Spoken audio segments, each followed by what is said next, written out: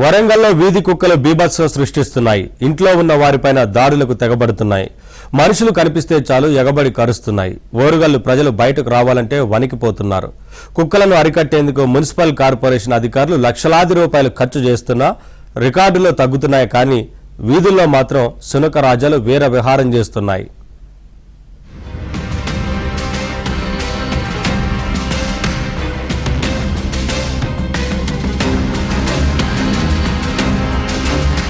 వరంగల్ నగరంలో కుక్కల సంఖ్య రోజు రోజుకు పెరుగుతోంది.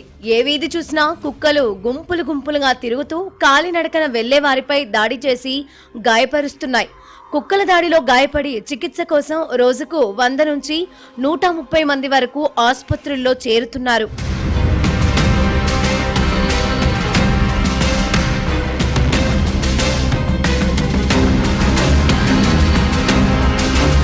వరంగల్ మహానగరంగా విస్తరిస్తోంది. కాజీపేట, వరంగల్, హన్మకొండలో కుక్కలు కూడా కాలనీల వారీగా విస్తరిస్తున్నాయి.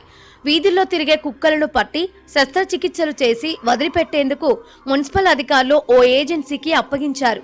ఆ ఏజెన్సీకి ఆహారం, సర్జరీ, సిబ్బంది వేతనాలు అన్ని కలిపి ఒక్కో కుక్కకు దాదాపు 750 రూపాయల చొప్పున బల్దియా చేస్తోంది. కానీ కుక్కలను పట్టింది లేదు, ఆపరేషన్లు చేసి నియంత్రించింది లేదనే విమర్శలు వ్యక్తమవుతున్నాయి. కుక్కల నియంత్రణ పేరుతో అధికారులు, ఏజెన్సీ సంస్థ ప్రతినిధులు కుమ్మక్కై కోట్లాది రూపాయల ప్రజాధనం తలా పాపం తిలా పిడికెడు అన్నట్లుగా పంచుకుంటున్నారని నగరవాసులు ఆరోపిస్తున్నారు.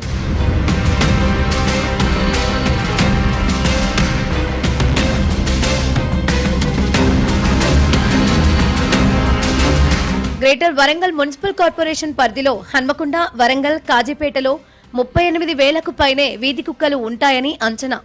గ్రేటర్ వరంగల్ ప్రజారోగ్య విభాగం అధికారులు మాత్రం 28,000 కుక్కలు ఉన్నట్లు చెబుతున్నారు. కుక్కల సంఖ్య తగ్గుతోందని రికార్డుల్లో చెబుతున్నా కాలనీల నిండా శునకాలు కనిపిస్తున్నాయి. చిన్నపిల్లలు, మహిళలు, వృద్ధులపై దాడికి తెగబడుతూ ఉండడంతో రాత్రిపూట బయటకు రావాలంటే నగరవాసులు వణికిపోతున్నారు.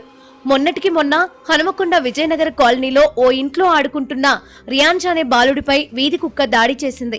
మెడ, తల, చేతికి తీవ్ర గాయాలు కావడంతో బాలుడిని ఆసుపత్రికి తరలించారు. గాయాలైన బాలుడిని పరామర్శించేందుకు వెళ్లిన పక్కింటి మహిళపైన కూడా కుక్క దాడి చేసింది. ఏబిఎన్ ఆంధ్రజ్యోతి ఇచ్చిన సమాచారంతో రంగంలోకి దిగిన మున్సిపల్ సిబ్బంది దాడి చేసిన కుక్కను బంధించారు. అయితే వరంగల్ నగరంలో వీధి కుక్కల దాడులు పెరిగాయి. దీంతో స్థానికులు భయాందోళనకు గురవుతున్నారు. డ్యూటీ అప్పుడే టైము 7:40 నేను ఇంట్లో లోపల నా దగ్గర ఉంచేసుకున్నా నేను. అయితే వాళ్ళు పిల్లలు ఆడుకునేటోళ్ళు ఏం చేసిందంటే మెష్ డోర్ తీసేసి బయటకు వచ్చేసిండు. నేను లోపల వంట చేసుకుంటున్నా, మా పాప బయట ఎవరుతుంటే నేను బయటకు వచ్చి చూసేసరికి కుక్క వచ్చి ఆల్రెడీ పట్టేసినట్టుంది, బ్లడ్ పోతుంది. ఇక బ్లడ్ పోగానే నేను చున్నీ మొత్తం కప్పినా కూడా బ్లడ్ ఆగట్లేదు. ఇక డైరెక్ట్ హాస్పిటల్కి వెళ్ళి అక్కడ నుంచి ఇక్కడికి వచ్చేసినాం సార్. ఇంతే. ఇంకా చాలా రోజుల నుంచి ఉన్నాయి సార్. ఇంటి చుట్టూ కుక్కలను ఎంత కొట్టినా అవి పోవట్లేదు సార్. మేము కంప్లైంట్ చేసినా కూడా పోవట్లేదు.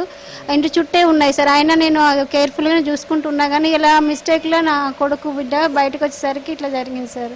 1.5 సంవత్సరం ఉంటాడు సార్. రియాన్ష్ హాయ్. బాగుంటాయి. మొత్తం కుక్కలు పెడితే ఎక్కువ అంటే ఎక్కువ ఎవరి మీదైనా అటాక్ చేయడానికి. మార్నింగ్ 8:30కి 2 పిల్లలు కూర్చున్నారు, పక్కనే ఒక అది వెళ్తూ బాబు మీద అటాక్ చేసింది. అటాక్ చేసిన తర్వాత మేము మాట్లాడుతున్నాం ఏం జరిగింది అనే లోపే నా మీద అటాక్ చేసిందండి. ఇప్పుడు తను ఐసీయూలో ఉన్నాడండి. ఐరా హాస్పిటల్ అనుకుంటా. ఫోర్ హెడ్ మీద కరిసిందండి. హెడ్ దగ్గర ఉంది. చేతిని పట్టుకొని లాక్కొని వెళ్ళింది.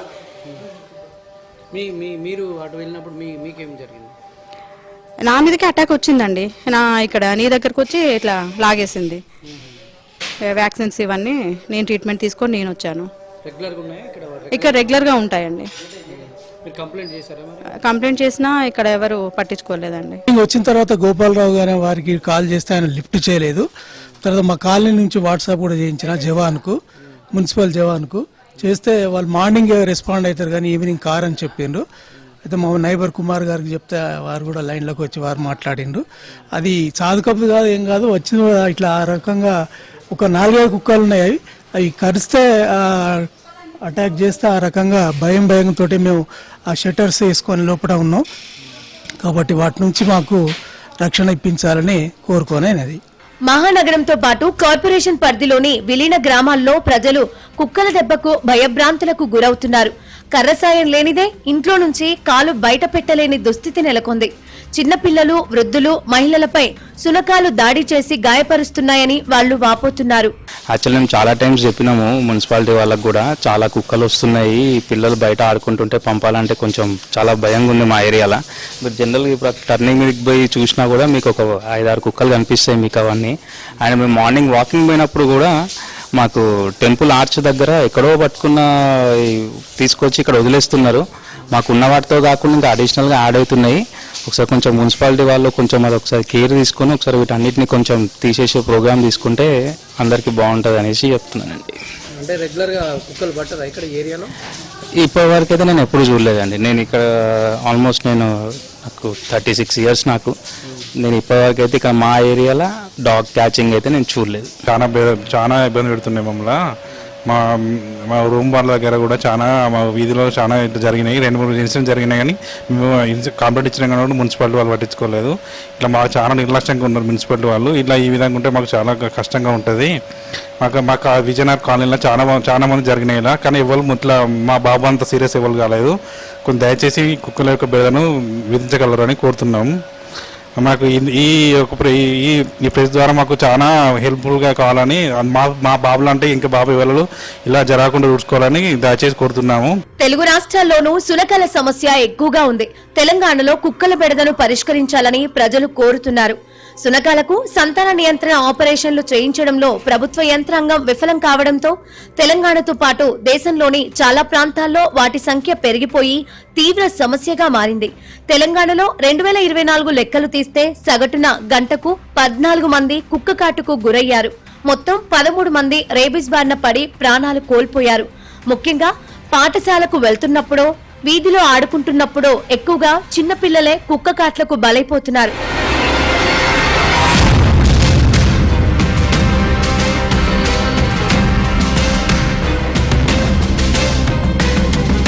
తెలంగాణ ప్రభుత్వ లెక్కల ప్రకారం రాష్ట్రంలో గత సంవత్సరం 1,21,997 మందిని కుక్కలు కరువగా, ఈ ఏడాది జనవరి నుంచి జూలై వరకు 87,366 మంది కుక్క కాటుకు గురయ్యారు. 2024లో దేశవ్యాప్తంగా 37 లక్షల మంది కుక్క కాటు బారిన పడ్డారు.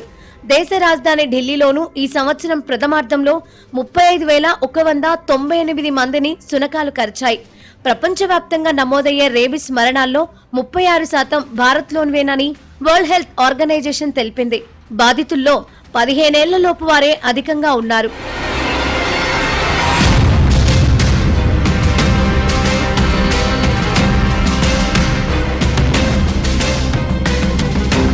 నిజానికి వీధి కుక్కల వ్యవహారం సుప్రీంకోర్టు వరకు వెళ్లింది. ఢిల్లీలోని వీధి కుక్కలను షెల్టర్లకు తరలించాలని తొలుత అత్యున్నత న్యాయస్థానం ఆదేశించింది. తరువాత ఆదేశాలను సుప్రీంకోర్టు సవరించింది. పట్టుకున్న కుక్కలకు స్టెరిలైజ్ చేసి, నులిపురుగుల నివారణ చేసి, టీకాలు వేసి, ఆపై వాటిని తీసుకెళ్లిన ప్రాంతాలకే తిరిగి వదలాలని స్పష్టం చేసింది.